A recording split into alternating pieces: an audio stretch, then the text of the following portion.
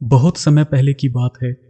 एक गरीब किसान जिसके परिवार का पालन पोषण सिर्फ खेती के भरोसे चलता था और उस खेती के लिए उसके पास 2 बैल थे। लेकिन समस्या ये थी कि 2 बैल होते हुए भी वो किसान अपने खेतों में खेती नहीं कर पा रहा था। इसका कारण था कि वे दोनों बैल हमेशा आपस में लड़ते रहते थे।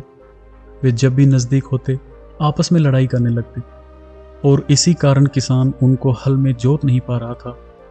किसान बड़ा दुखी होकर सोचता कि मेरे पास 2 बैल होते हुए भी मैं अपने खेत में खेती नहीं कर पा रहा, और अपना ये दुख वो हर मिलने वाले के सामने रोता। लेकिन एक दिन किसी भले आदमी ने उसे बताया कि पास के आश्रम में गौतम बुद्ध रहते हैं। वो तुम्हारी समस्या का अवश्य कोई ना कोई समाधान जरूर करेंगे। किसान वैसे भी बहुत दुखी था। उसकी बात सुनकर उसको थोड़ी राहत मिली और उसने गौतम बुद्ध से मिलने का मन बना लिया।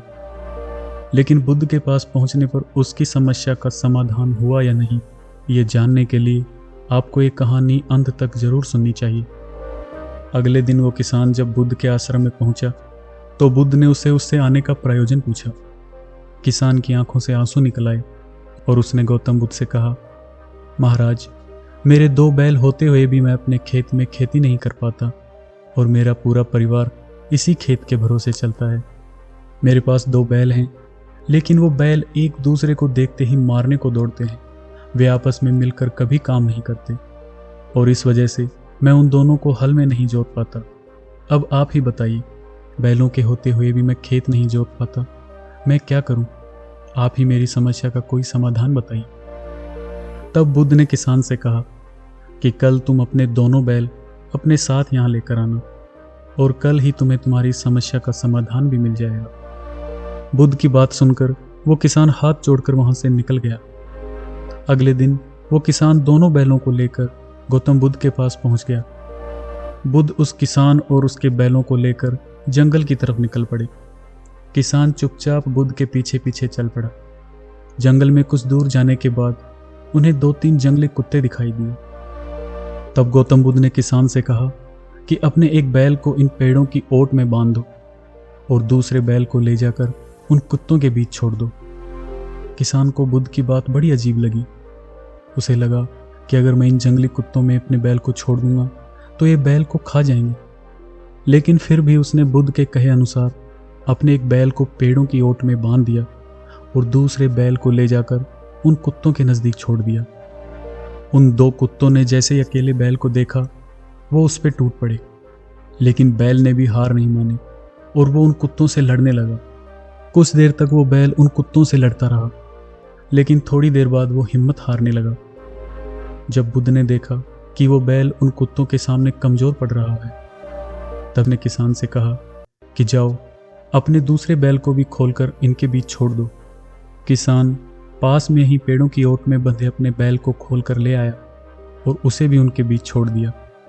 अब दूसरा बैल भी उन कुत्तों से लड़ने लगा और दूसरे बैल को कुत्तों से लड़ता देख पहले वाले बैल ने भी और जान लगा के लड़ना शुरू कर दिया और थोड़ी ही देर में दोनों बैलों ने उन कुत्तों को वहां से भगा दिया।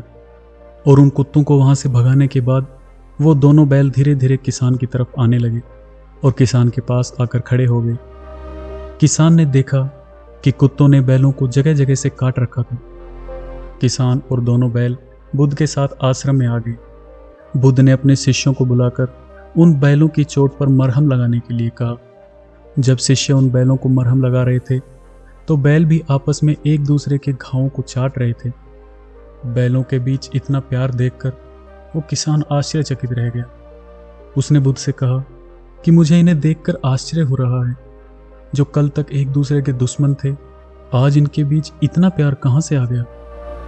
तब गौतम बुद्ध ने कहा कि कृतज्ञता इंसान के बीच प्यार पैदा करती है। जब वह बैल उन जंगली कुत्तों से हार रहा था, तब इस बैल ने जाकर उसकी जान बचाई और तभी उसके मन में कृतज्ञता का भाव आया और उसी भाव ने इन दोनों के बीच प्यार पैदा कर दिया। अब तुम आराम से इन्हें घर ले जा सकते हो।